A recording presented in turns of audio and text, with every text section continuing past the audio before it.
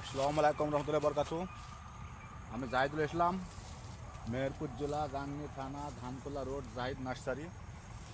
ফলগুন আপনারা বুঝতেই পারছেন, আপনার সে চাইনিজ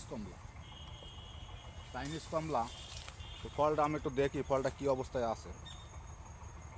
তো আপনারা সেখানে দেখুন, চাইনিজ কমলা। এই যে চাইনিজ কমলার কালারটা দেখুন কীরকম এসছে। এই যে কালারটা দেখুন, একটা একটা করে কওয়া। দেখেন দেখেন, রসও আল্লাহর রহমতে পর্যাপ্ত পরিমাণে এসছে। তো আপনারা চারা যদি নেন, চারা আমাদের পাবেন। তো আমি টেস্ট করে দেখলাম, মাশাআল্লাহ ভালো। আপনারা চাইনিজ কলম 2টা করে লাগাতে পারেন। তো আমার ভিডিও কিন্তু শেষ করছি।